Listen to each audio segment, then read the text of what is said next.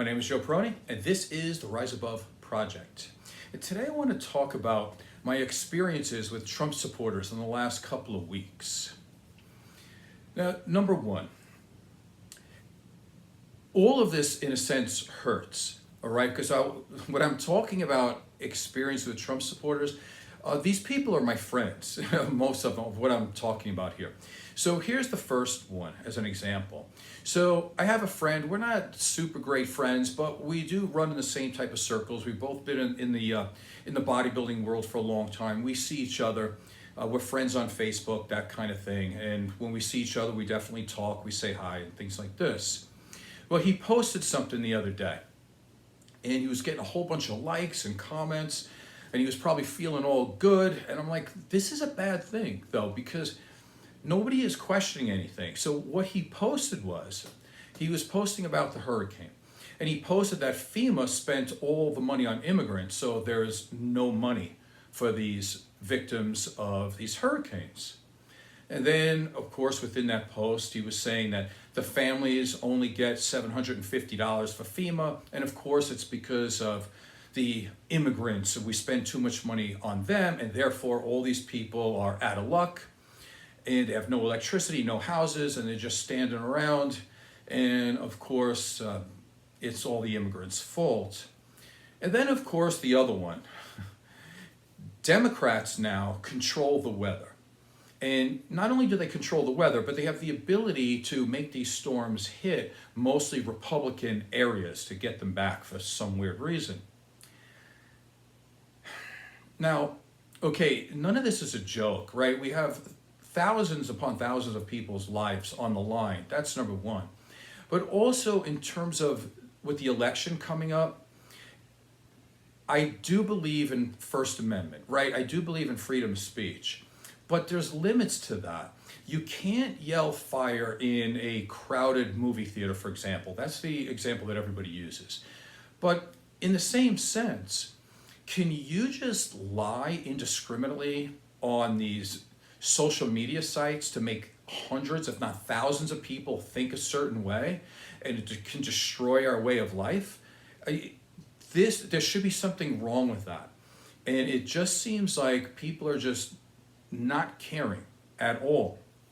So I posted back on his Facebook page and I said, listen, stop making things worse by posting these lies. I said, stop believing random dudes on the internet and go to the real information. And you can go to FEMA.gov to get all the information you want, which will debunk every one of these things that you're saying.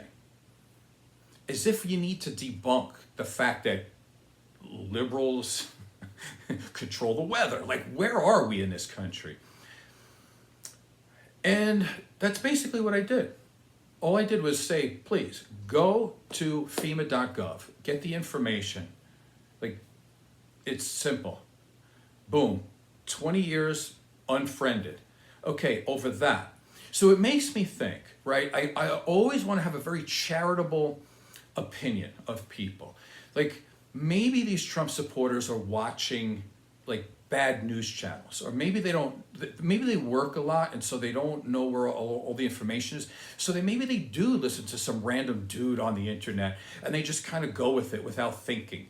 And that's possible. So maybe with a little more education and with a little more of a thought process, a little bit of critical analysis, whatever it might be, or even just the thought of having a conversation with somebody, maybe they can see something different. But this is very disturbing, is what I'm noticing, because even when they have the information, they delete it. They get rid of it. They turn away. They don't like you. It's not a conversation. And it's like, why am I having a conversation about liberals if they can change the weather or not? I mean, this is ridiculous. And so you start to think, okay, who are these people? Well, maybe they're just angry people that just don't have their lives in order. They just like to blame other people, and they're just so angry that they deal in what I would say is recreational cruelty. Like, it's not whether the truth is the truth or whether a lie is a lie. It's the fact if they can hurt somebody. And if they're not, let's say, famous enough, big enough, have enough of a platform, and maybe they can't hurt people, that's why they love Donald Trump. Because he continuously hurts people all the time. He always name calls. He always says something bad. Have you ever heard him compliment somebody? The only time he compliments somebody is if he hires them and he says, this is the greatest person I've ever seen. And then the first second that person disagrees with them, then he says that they're the worst person ever. And then he tries to get them thrown in jail or whatever the heck he's trying to do. He's always trying to be vindictive all the time.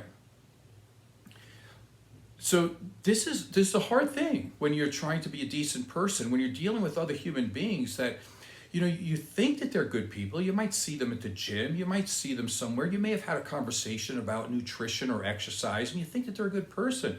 But underneath all that, there's a person under there who is really just getting off on hurting other people. One of my friends, likes to use the term, well, I want to own the libs. The long word for it is, I own the libtards. And the thought process under that is, it doesn't matter if it's right or wrong, he just wants to hurt you. And the other thing that's behind that is that the term libtard is the thought of like, you're stupid. And then if I say anything, I'm the bad guy. Because listen, okay, I'm going to be the bad guy right now. Empirical evidence over and over and over tells us a few things. It highly indicates that the average conservative person is working with about 3 to 11 less IQ points. And when that happens, there's a correlation.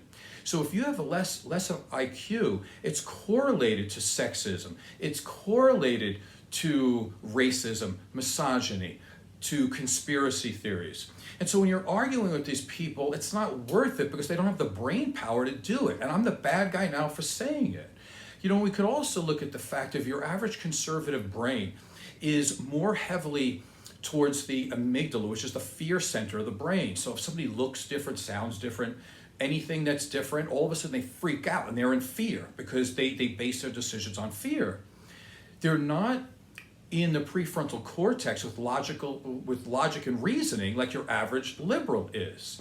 So if you look at the number one, the strongest supporters of Donald Trump, it's white, uneducated people, or more specifically, white, uneducated men.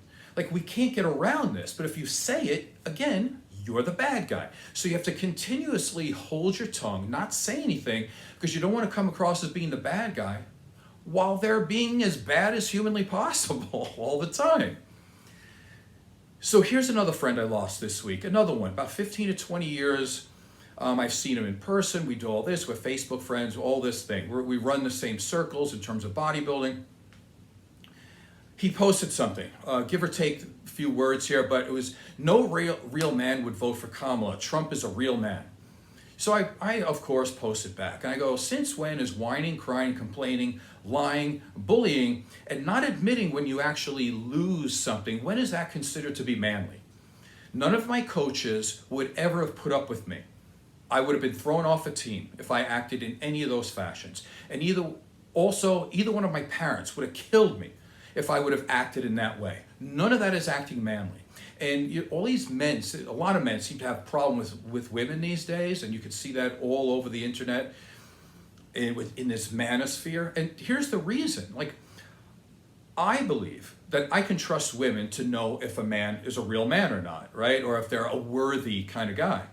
Well, if you're seeing guys that love people who lie all the time, cry, complain, make up excuses, never take full accountability for anything, of course women aren't going to like you. Of course not. Your own parents probably didn't raise you to be that way. So, what is this that's just become manly? Unfortunately, and I didn't say this to him, but I did say that everything Trump is acting like, that's not manly behavior, and I don't know where masculinity has gone either. And, well, he unfriended me too, which makes my case, because a lot of these men who love Donald Trump right now, I don't know where their spine went. I have no idea. I don't know where their balls went. I don't know. But it's becoming a thing where people think it's manly to be a whining, complaining bitch all the time. And I don't understand it. I wasn't raised like that, and I'll never be like that. Let's move on. So, and I did have another friend this week, and he called me out for calling Trump supporters stupid. And I would agree that calling somebody stupid could be offensive. I also agree that because he knows me, it could be even more offensive because I usually almost never speak like that. So when it's coming from me, it could be a little bit more off-putting. And so I understand that. In other words, I can do better. But at some point, I don't know how to make people hear me or listen anymore. It's like you have to upgrade, or not upgrade, but make your voice louder in order for people to hear it. And here's the thing, like if you believe, for example, that liberals are for doing abortions after a baby is born, which is called murder. If you believe that, I don't know, what word do you want to use? You're stupid. Like that's, if you believe that legal, by the way, Haitian immigrants, they are legal, and you think they're eating cats and dogs? Yes, you're stupid. And if you're not stupid, there's another word for you, and it's probably racist. This is the thing, too, about Donald Trump. Do you think he cares about the border? He doesn't care about that. Do you think he cares about having somebody being legal? He doesn't care about that. These Haitian immigrants are legal. Why is he still going after them? Why, when he's corrected 1,000 times over, even by the people in Springfield, Ohio, he's being corrected 1,000 times. Why does he doesn't get rid of it? I'll tell you why. Because he's still pandering to the racists who like him, whether he's a racist or not. Now, is he acting like a racist? Of course. I don't know if he is or not for sure. I don't know the guy. But if you know he's lying about that and he's still on these people when they're legal, you know it's not an illegal immigrant problem. It's an immigrant problem, period, because he doesn't like people of color. He said it before, why can't we get more immigrants from Sweden? Well, okay, it's too plain and obvious of what you're saying. So, here's the part about me calling people stupid. Yes, I want to do better, but if you don't hear me, I do have to talk straight. And here's the other thing, though, too.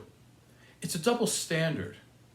Isn't it a little disingenuous to call me out for saying somebody's stupid?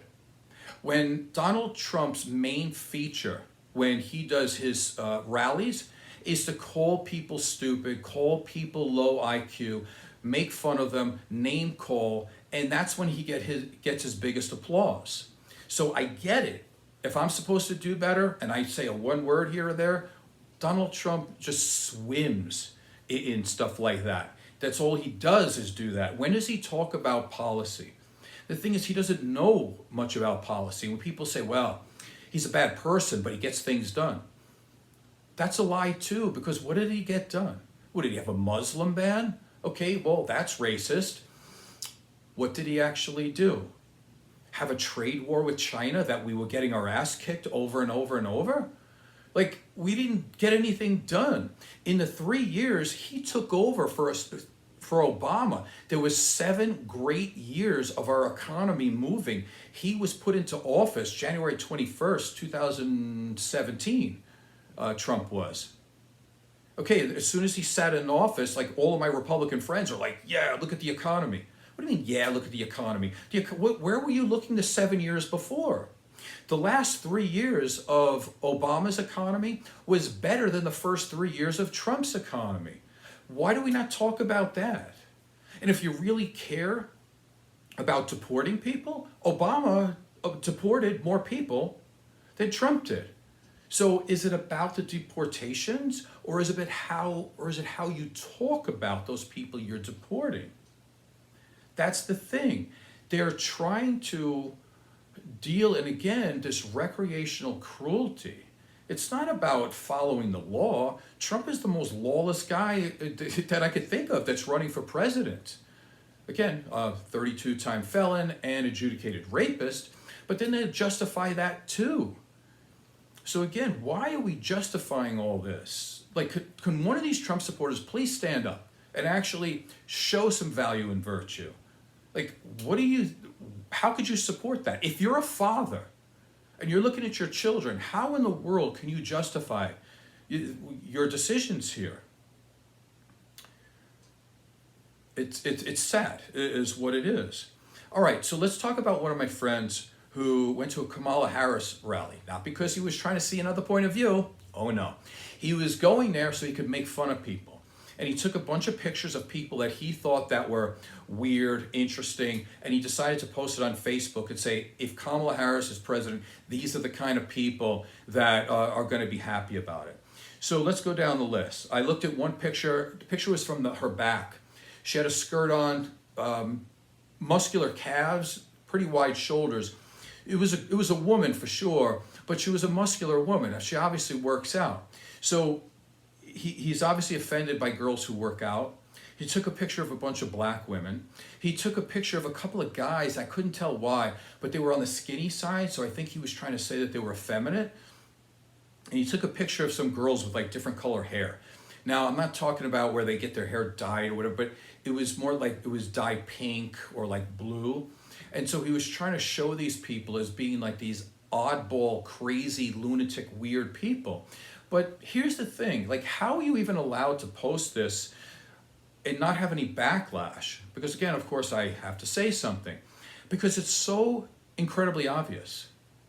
In his mind, if you're not white, if you're not a man, and you're not heterosexual, there's something wrong with you.